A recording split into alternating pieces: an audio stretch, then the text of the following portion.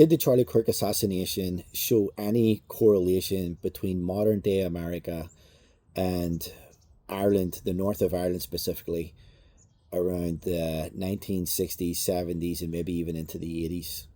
Is there any correlation? Can we learn anything from what's taken place? Um, so before I get into this video, because I believe there is, I believe absolutely there's a correlation between what's taken place in modern day America and what happened in the late 60s and 70s, particularly in the north of Ireland. So before I get into this, I want to, there's something I have to clarify, because my whole channel is about serving God, loving people, trying to help people, and blessing them, and having that mindset, because that's my concern. My concern is that it's so easy to get fearful of our future. And do I have concerns of the future? Absolutely. It's the reason why I started this channel, is because I have concerns. I didn't start my channel because I was feeling this kumbaya moment that everything's going to be great in the future. I started it because I feel like things are going to get progressively worse and worse and worse. And I know some people would maybe critique me. I'm not trying to speak this into existence. If anything, I pray and speak against it. But at the same time, for us not to use our wisdom, not to see danger coming and get out of the way, or to prepare for things. I mean, there's different proverbs that give us this wisdom and understanding that we are to look at the things that are coming. We're meant to look at the season that we're in. Jesus himself tells us that, like, we're meant to look at these things and understand, how do we react? How do we prepare, and how do we react? And that's what I'm trying to do, is I'm trying to get Christians prepared. So am I talking about some dark and heavy stuff? Yes, and every time I do in these videos, I try to preface that with helping people understand this should be why you get prepared. This should be why you try to make sure your mind is orientated towards a plan. Because if you don't have a plan, it's very, very easy to get distracted. And when you start getting distracted from the will of God, from the plan that God has from you, then it's very, very easy to let that fear set in. It's very easy. I've been a victim of my own fear many times in my life. And the problem is when we get fearful, we make bad decisions. So if you imagine this happening to a whole society, imagine this fear coming upon a whole society. So currently right now, you've got the conservatives that believe that with evidence, right? So it's not like they're saying that, this some situation where there's no evidence to show it, but there's evidence to show that conservatives are being targeted. So how could that lead to this fear that might cause them to overreact in some situations? And trust me, I have this talent of pissing off people on both sides. So if you're a liberal person and for whatever reason you click on Christian preppers just to see what some crazy Christian nutjob is saying, and you're watching this, I want to tell you that there's probably just as many people on the right, on the conservative right, they're going to have problems with what I say as maybe you do, because that's just the nature of life. I don't believe that there's two people in the planet that believe in the Bible from cover to cover. So if you were to take everything in the Bible, you probably wouldn't find two people in the whole planet that would agree on every single part of that Bible. You just go from Genesis to Revelations. I don't think you'd find two people in the whole planet that agree on that. But what's important is that we lean into the things that we do agree upon, and what we do agree upon, if you call yourself a Christian, is we believe upon the gospel. We believe that Jesus came, he died, he rose from the dead, he conquered death, and only through Jesus can a person enter into the kingdom of heaven. That's what a true Christian believes. Not a cultural Christian, because cultural Christians, they don't even know what they believe. They literally have made up. Cultural Christians have made up their own individual belief system. That's what you're literally going to find when you go into the world. You'll find cultural Christians. They've just amalgamated. They've just taken all these different things and have this weird sort of, there's no other way to say it, but this weird sort of bastardized religion that just borrows from everything. So that's not a true Christian. A true Christian is a person who leans on the word of God and the gospel message that Jesus Christ is the only way. So trying to get into these conversations where fear may come into a person's heart, because I didn't start this channel, as I said, because I think there's this awesome, kumbaya future that we've got. I started it because I think we've got, honestly, if I'm just being honest, I feel like we've got a dark future ahead of us. I feel like we're reenacting what I witnessed and learned about that happened in Belfast. I think that we have no intent of learning from history, and that we are fully intent in just charging headstrong into this, this death, this time of troubles, the American troubles. We call that period of time in Ireland the troubles, and America seems set on entering into their period of time of troubles. And you know what ended up happening in Ireland is we had to go through this 20 years of death, of violence, of fear, of polarization, of sectarianism, of all these different negative, horrible things that we experienced, to come at the end where finally people were just done. We're like, we've had enough. Like, we're willing to try anything. Was there things in those peace accords that we didn't like? Of course, both sides complained about it, but you know what? We kind of got it done, and then people started to learn to live with the disagreements. Is there always factions that you can't appease? Yeah, that's just human nature. There's always factions that you can't appease. There's always factions, but you know what? When it's just factions, it's manageable. What America is literally hurtling towards right now is it's hurtling towards this sectarianism that will polarize both sides. That death now becomes acceptable on the other side because it's for a greater good. When your opposing team suffers a loss, well, it's God's will. It's for the greater good. Or if you're a left-leaning person who obviously doesn't really care or believe in God, then hey, this is for the greater good. That's a difference. Is we both think it's for the greater good. The difference is, if you're a Christian conservative, you think the greater good is God. He's the author of good. He's the author of love. He's the author of all things kind and loving. And if you're on the left, then you're like, well, it's for the greater good. And I'll be honest with you, I don't really even fully understand what that boils down to. So that's part of the confusion and why polarization is able to take place and sectarianism will be able to grow, because in America, it's really, really hard to understand the other side's opinion. Whenever you start understanding the other side, it brings a certain softness towards their plight. When you understand, I think part of the plight is the left will say they don't understand us and we don't understand them.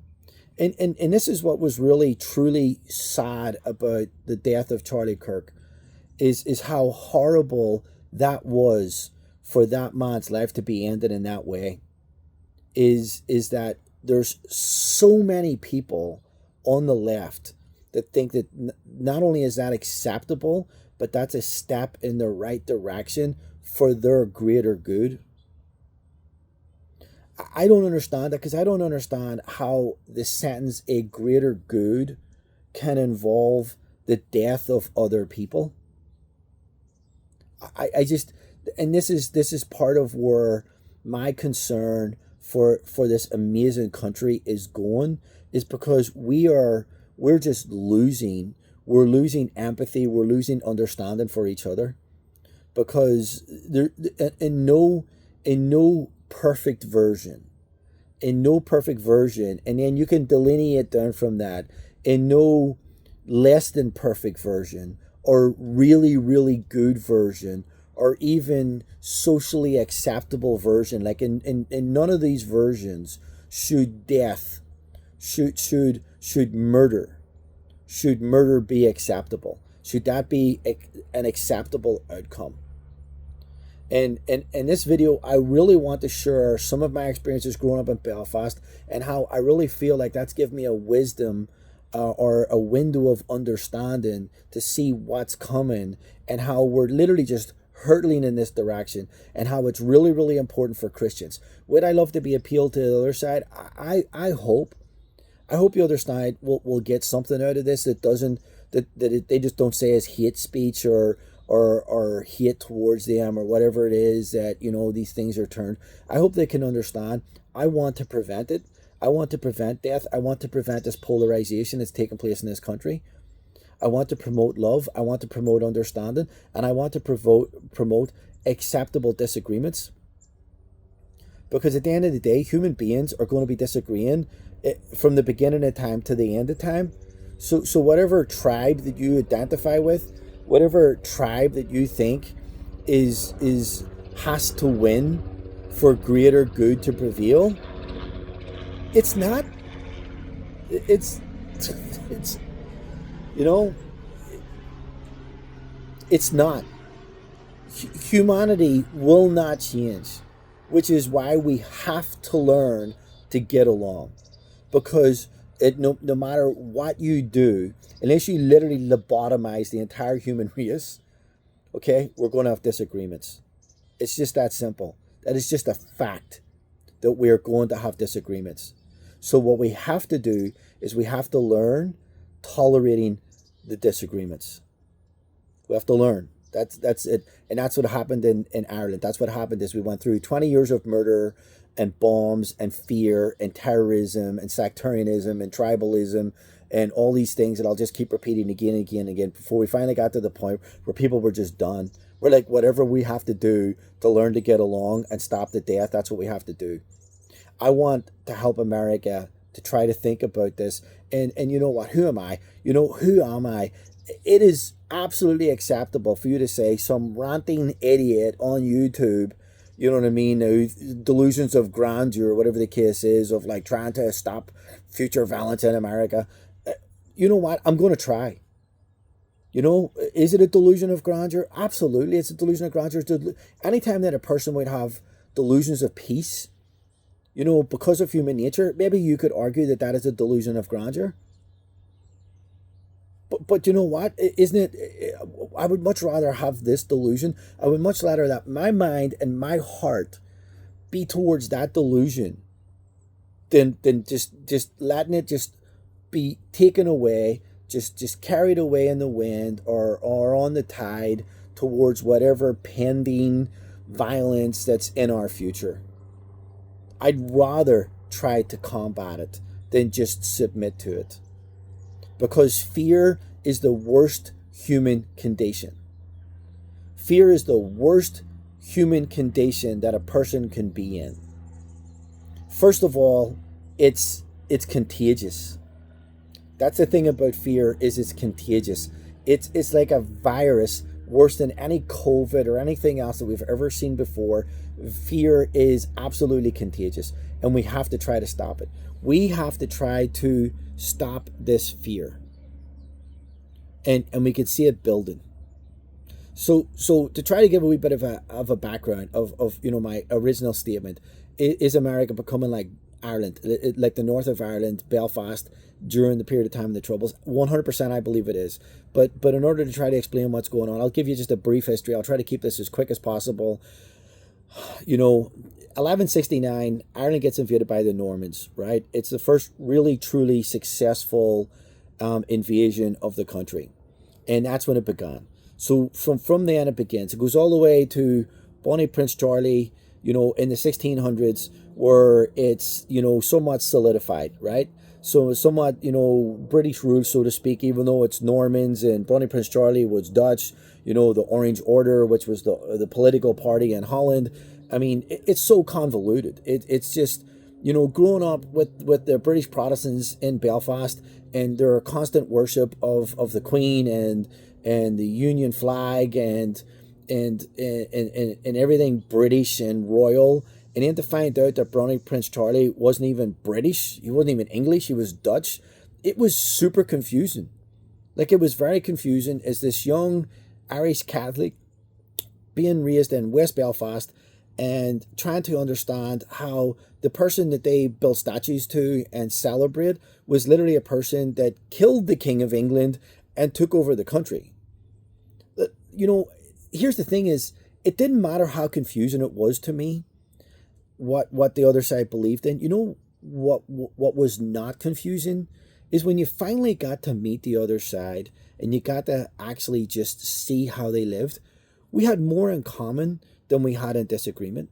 And what we did have in disagreement was actually kind of more bred into us. So it was like almost like a form of osmosis seeping into your genetics. So whether it was taught to you by your parents from a very young age, or whether your peers had that sort of influence, or something happened that radicalized you at some point where you felt like it had to be like this, I'm telling you, no matter how radical that you think you are, no matter how important you think your plight is, you are not going to change humanity. That is a delusion of grandeur. You are not going to change humanity. Can you change society? Absolutely. You can change, you can inform, you can murder your way across the country. You can murder your way across the country. You can change society by putting everybody into fear, having all this tribalism, forcing people into their camps, and changing things significantly for the worse. For you to think that you're going to make things better, the only way that things are made better is at a grassroots movement, converting one individual at a time through conversation, through thought, never through violence. Never through violence. It is one person at a time by convincing their mind and changing their heart. That's the only way that you can have true and lasting success. Did the British do that to the Irish? No, absolutely not. They persecuted us. They essentially became a massive plantation, turning the indigenous populations into slaves, working for them. Then they just decided more than once. Everybody knows the potato famine. It wasn't a famine. There wasn't a lack of food. It was basically just the landowners, the current landowners, who basically, hey, we don't need this size of a workforce. They're using up too much of the resources. We want the resources to go to other places, and therefore let's just cull the population. Let's just allow millions of, if need be, to die because we've got too many of them. And certain things are justified. You see, when you dehumanize the other side, in order for millions of people to die, it's totally fine. And we've literally seen this throughout history. This is not me making an argument to convince you of something. This is me stating facts, that that's where human beings go.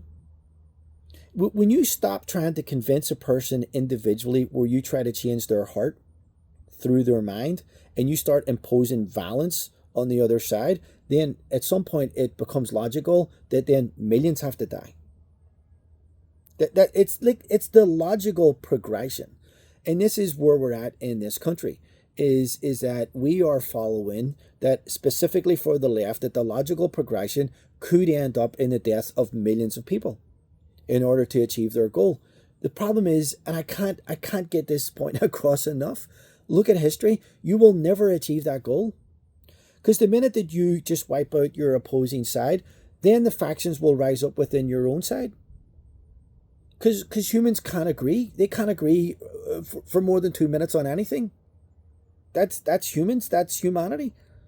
So it's a self-fulfilling prophecy that whenever you decide to attack another side for whatever their belief is, that you yourself at some point are going to be attacked for your belief. Absolutely. Self-fulfilling. So what am I trying to spur? Well, whenever, and then originally they were the Normans. Then, of course, like I said, they were led by the Dutch. We're going to call them the British, whatever, even though it's this, mongrelized sort of nation. And I don't mean that in a negative sort of way. I mean, it's a sense of, it's hard to understand, like, who their origins really are. Like who are we actually against? Because you just wait 100 years, it's just a different group, different name, doing the same things, but, just everything kind of changes, right? So let's fast forward to modern times, right? You have Well, let's back up just a wee bit from modern times. Let's go back to like 1916 with the Easter Uprising.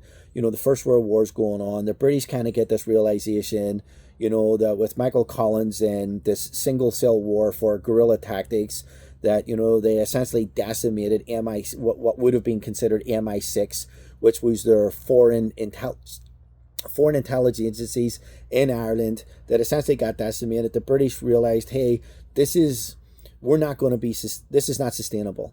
Like, we're not going to be able to sustain probably some kind of rule over the entire island. Let's move everybody up north. Let's move our supporters. When I say everybody, I mean the British supporters, the British landowners. Let's move them all up into 6 counties in the north. So the whole country has 32 counties. Let's take the 6 in the north and control it. Originally, it was supposed to at least include Donegal. But from what I understand, it was going to be the whole province of Ulster.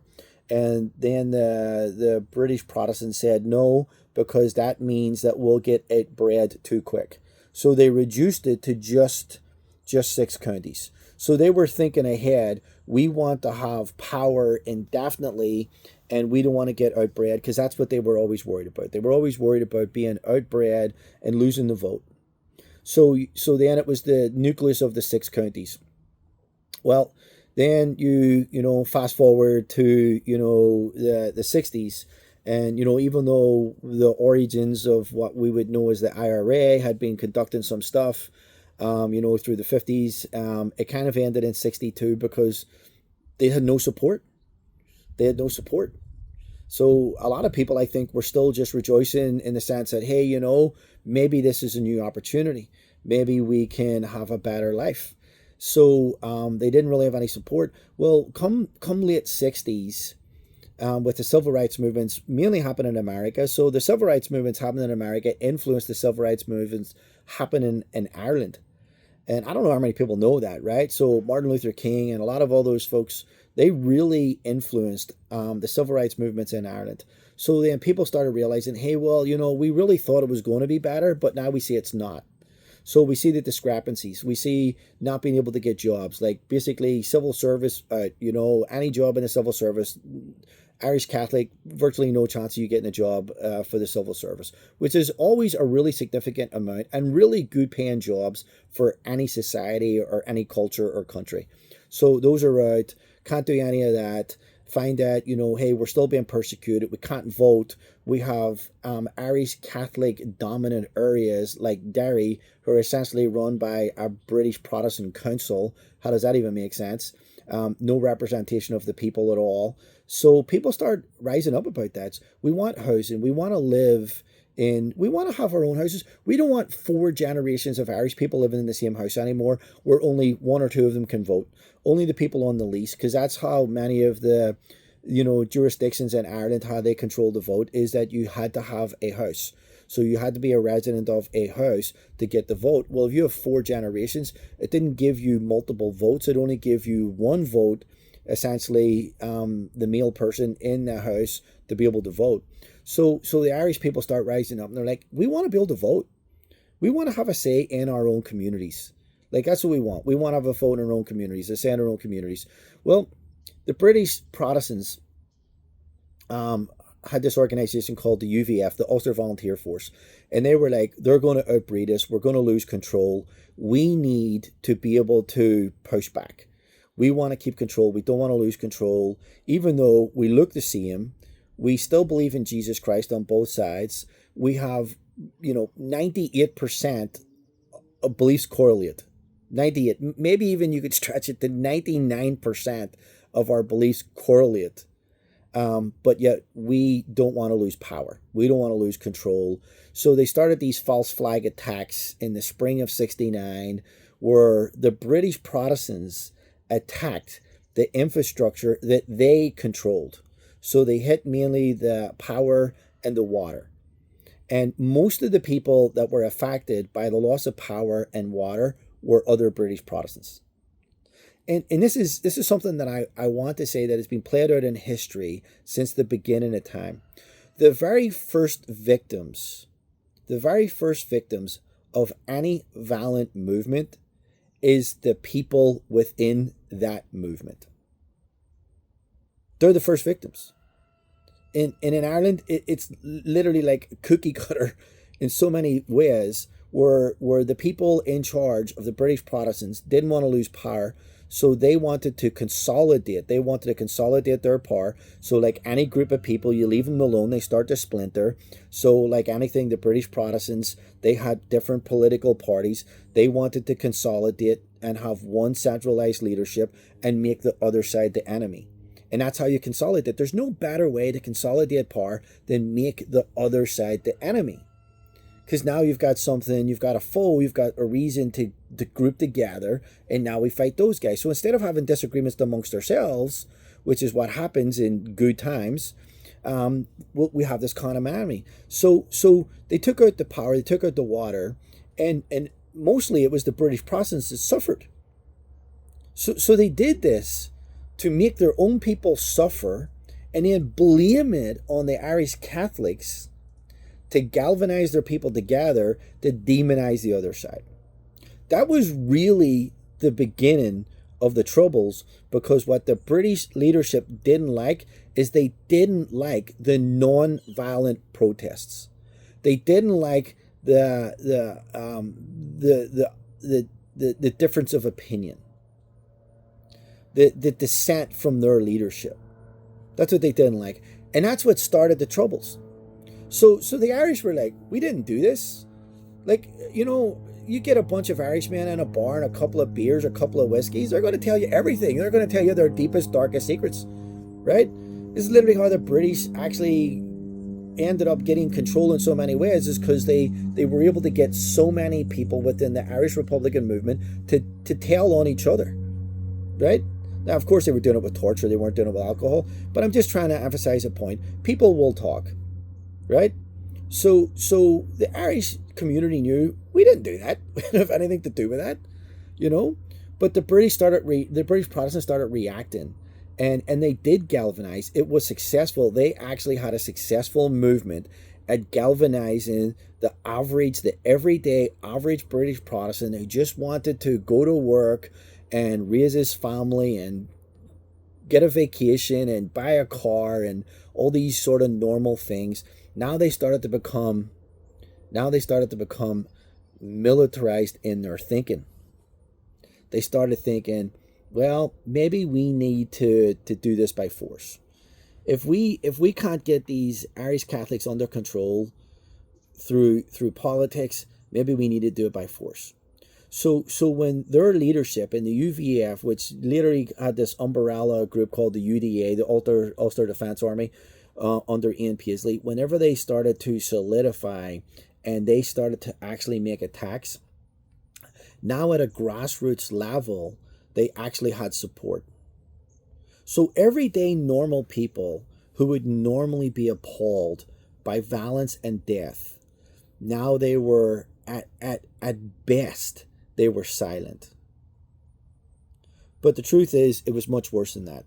They didn't just stay silent. They actually would come out and protest. They actually demonized the other side. They started teaching their kids, these other people, they're the enemy. They're the enemy. They are the ones that we have to fight against. They are the ones we have to unite against. And they are called Irish Catholics. And it literally just got boiled down to Catholics. Just reduction, right? Just make it as easy as possible. So you had these kids getting raised to hate Catholics, even though we agree on so much. Whatever differences as there was, when you're taught as a child, that's enough.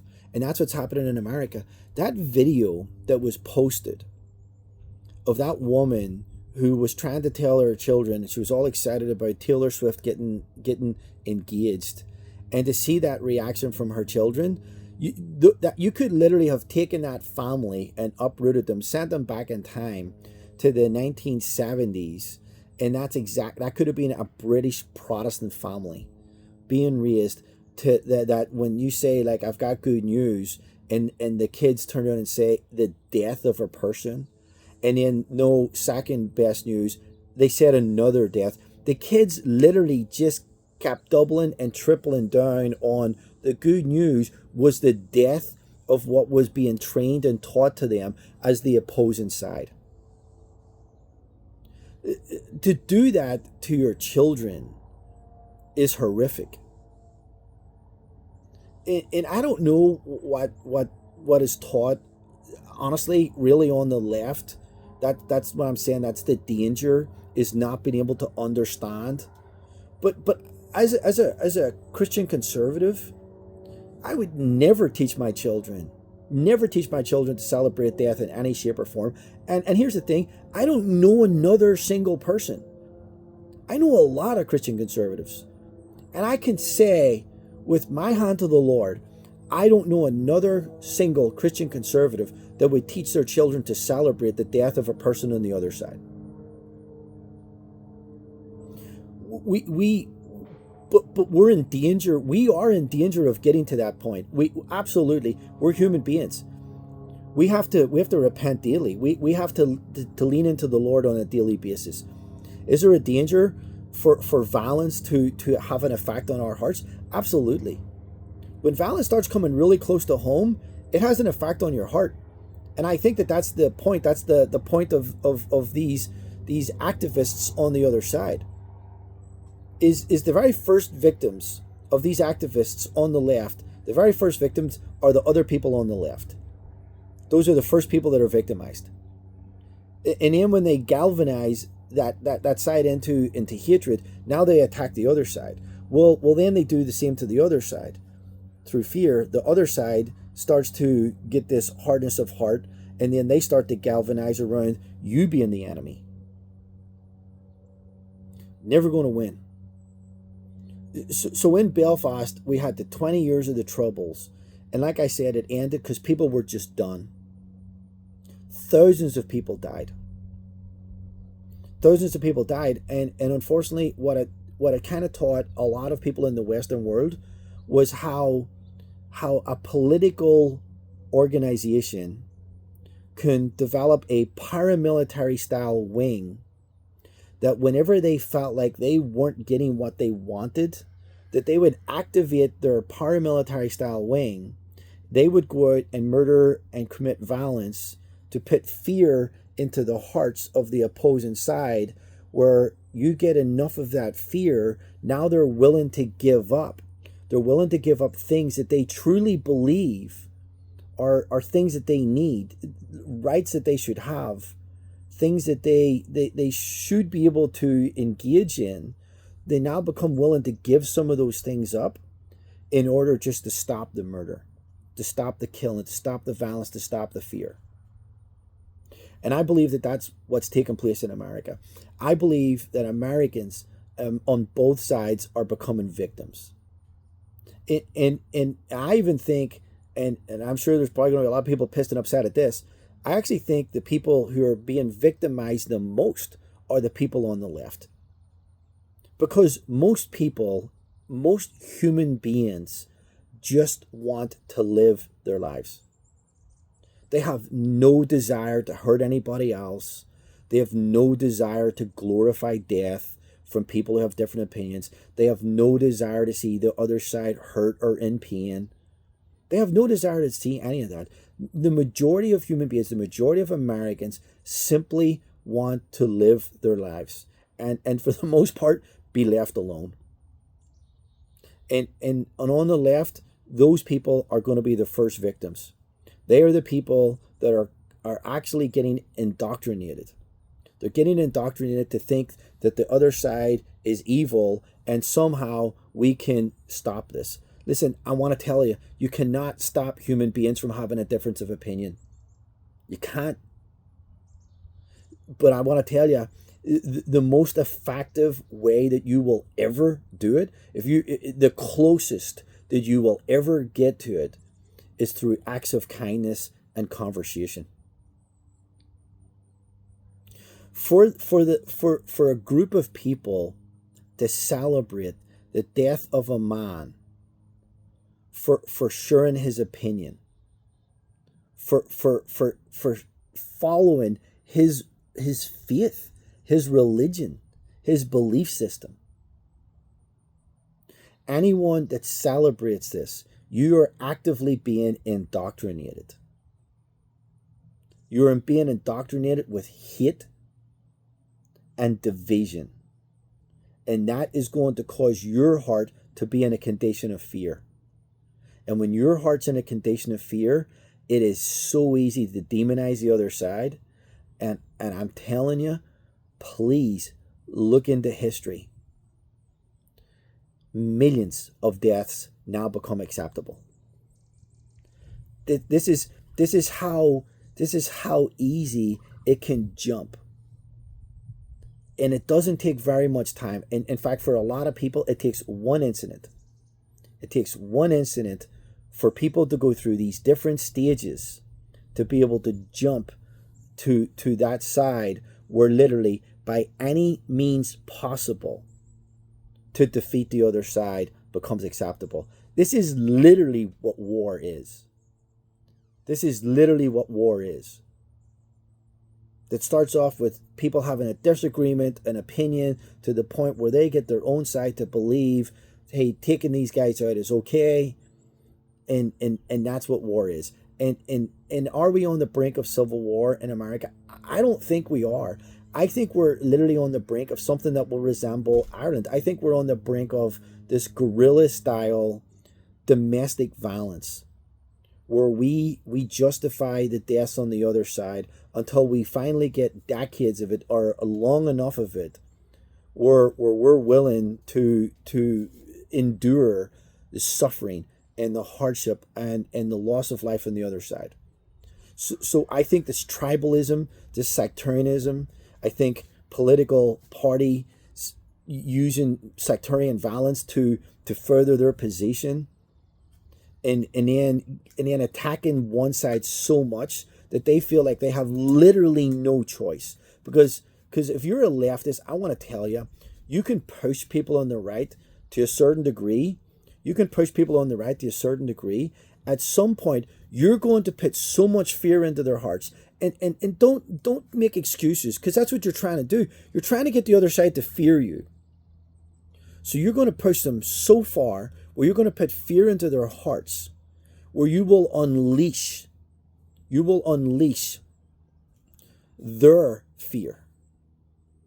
Because that's what it will be. It's not going to be retribution. It's not going to be anger. It's not going to be righteous indignation. It's not going to be really any of these things. What you're going to unleash is their fear. What they think is a fight for survival. That's what you're going to unleash. This has to stop. The ending is inevitable. It is inevitable. Because of the human condition and what history has showed us, the ending is inevitable. People will just want peace. They will be willing to give up whatever just to come to the table to negotiate and be willing to concede just to have peace. If you're listening to this, we have got to get this message out. We have got to get this message. Let's just cut out the 20 years of this American guerrilla style war that's coming our way, where society will still function. Everybody's just going to start living in fear. There's going to be bombings, there's going to be shootings, there's going to be attacks. People will become more tribalistic. People will turn into their own communities, their own societies. It will demonize the other side even further, even more. Let's just cut all that out and get right to the part where we're sick and tired of the violence and we're now willing to accept other people's disagreements. And what we would try to do is we'll try to convert them. We will try to convince them. We'll try to bring them to our side through conversation, through logic, and through love. I hope and I pray in Jesus' name that we can get there. Because if we don't, just Google the bombings, Google the attacks, Google the deaths, Google everything that happened in Ireland, in all these other countries where all this political turns to sectarian, turns to demonization. Google any country virtually you want in the world and look at their history and look at what they did to each other. And let's just do ourselves a favor and just cut to the end where we just learn to disagree with each other. I pray that this message gets out to people in Jesus' name.